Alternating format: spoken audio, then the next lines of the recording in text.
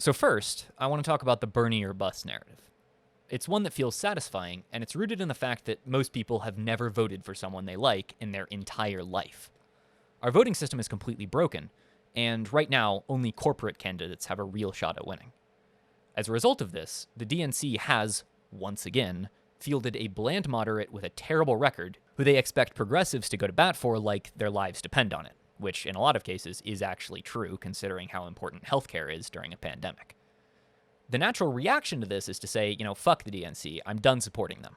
A vote for the DNC's candidate is a vote against change and a vote for the status quo. I think a lot of people are in this camp.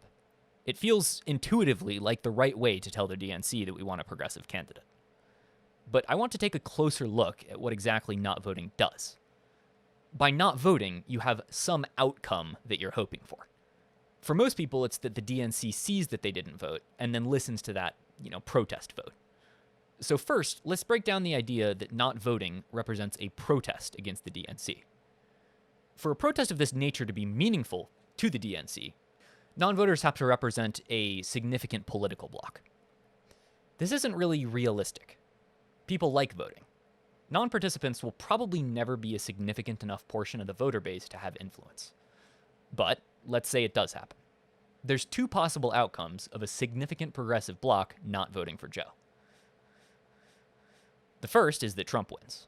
This would basically be a repeat of 2016, where Clinton was so bad she lost a good chunk of the progressive vote to pure apathy. This outcome would not increase the chance of a progressive in 2024. We saw what happened this year. Bernie lost because people weren't worried about policy during this primary. They were worried about getting Republicans out. If Trump gets a second term, the DNC gets to spend another election cycle making the electability argument. Nothing matters except how likely they are to beat whoever the 2024 Republican is. And people will listen, just like they did this year. Now, the other outcome is that Biden wins, but loses the progressive vote. The DNC will then look at this and conclude that progressives are not a reliable voting bloc, and that their next candidate should cater towards the center-right that actually votes. In short, though not voting feels like a protest vote favoring the progressive wing, what it actually does is make it far less likely we get a progressive in 2024, no matter what the outcome of the election is. Even on the far left, Marx, famous anti-establishment writer, favored participation in bourgeois elections. He viewed it as the duty of the people to vote for whatever moves the country left, so as to basically shift the Overton window to the point where a more radical candidate is viable, or your political ideas can propagate. The voting system right now is corrupt, and it forces us to pick between the lesser of two evils. But there are changes that we can make that would ameliorate that issue, and these changes are actually pretty realistic. Democrats have actually made them in some states. Maine, for instance, introduced ranked choice voting this election cycle. Since the current system favors Republicans, they're going to fight hard to keep it. So we move farther from getting a good voting system if the Republicans take power. The only way to get a real change to our voting system is to have Democrats in. And fortunately, it's something a lot of Dem states are doing recently. There's reason to believe that this could be something Biden makes a national priority, since, again, a fair voting system favors Democrats. So it's in their interests to make it happen. It also favors progressives, so we have every reason to join up with the Democrats and try and make it happen. The only way to do that right now is to vote for Biden, as unfortunate as that is. Once Biden fixes the voting system, which again is an action that will benefit the Democratic Party, and which they are strongly incentivized to take, we progressives get to use that better system to vote for a progressive next election without sacrificing the harm reduction that we would be forced to under this current system. In other words, this dilemma between voting for, the candidate we want and voting for a harm reduction candidate doesn't exist under a system that Democrats will probably implement. We should want that.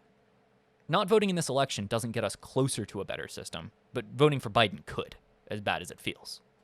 So, if you're voting, which again, in this fucked up system is the only way to really further progressive values, you've got three options. The first, you vote for Joe. The story ends, you wake up in your bed and believe whatever you want to believe. Your second option is voting for a third party, which doesn't do a whole lot in our current system. I won't say it's throwing away your vote, since it does give them more funding and influence, but a viable third party is an impossibility in the first past the post election system. So while it's better to vote third party than not at all, if you're really concerned about doing the most good possible with your vote, you have to vote for somebody who's in a position to win. The third option is to vote for Trump. I think the only people who would genuinely consider this are accelerationists, which are people that believe basically tanking the country's economy is the fastest way to get large-scale change. Now, there's some valid arguments for this, but I will address them later because I think Biden could also be an accelerationist candidate from a certain perspective. So those are your options. So let's discuss what I find to be the two real options, since the other two, not voting and voting third party, give up at least part of your voting power. You could vote for Biden, or you could vote for Trump. Those are the only two candidates that can win right now, so not voting for one of them means that you don't really have a say in who becomes president in our current system. And becoming a non-voter also means that you're giving up power in the electoral system that you could otherwise exert. This is unfortunate, but it's sort of the way things are under the current voting system, which again is something that we're hoping to fix. So let's discuss the accelerationist argument, voting Trump. Trump's presidency has forced the Republican Party to essentially cast out any moderates that are still part of its voter base and to cater to its most radical element. Despite the DNC's best efforts to nominate a bland establishment candidate who nobody likes, it seems that the shrunken Republican voter base might cause Trump to lose anyway. Which, I should note, doesn't mean we can be complacent because we thought the same thing in 2016. Accelerationists hold that after 4 more years of Trump, America will realize that we need radical change. Either the Republican Party will collapse completely, or will institute radical voting reform, or something along those lines. However, there are some problems I see with this idea. The largest problem is that if the DNC didn't want to run Bernie Sanders in 2020, who was a candidate with near universal support, who represented the radical change that nearly everyone on the left currently wants, there's no evidence to suggest that this would change in 2024. Losing with an establishment candidate in 2016 doesn't seem to have changed their strategy at all. In fact, in 2024, I'd predict that the moderates will simply be more fed up with Trump and would vote for literally anything that would get Republicans out of office. This means in 2024, like this year, if Trump is elected, the biggest conversation during the DNC's nomination will not be about policy. It'll just be about who can beat the Republican. And unfortunately, a majority of the Democratic voter base believes a moderate candidate is better positioned to do that. To say nothing of the fact that the progressive wing won't have as strong a candidate as Bernie running in 2024 since he's not running again. The reason he lost this year, I think, is because people cared less about his message and more about getting Trump out. In other words, getting Trump elected again would mean the DNC can basically pick anyone to run in 2024 with a near guarantee that that candidate would win. And history suggests that they would pick someone from the establishment rather than the progressive wing. If Trump is in office, the DNC has a blank check in 2024, which is not something that I think anybody wants. The other option is to vote Biden. The detractors here claim that he won't solve the problems that he claims to have solutions to. Healthcare, climate change, unemployment, wealth disparity. His solutions are too bland and centrist and don't go far enough to really do much of anything. I propose that that's actually a good thing.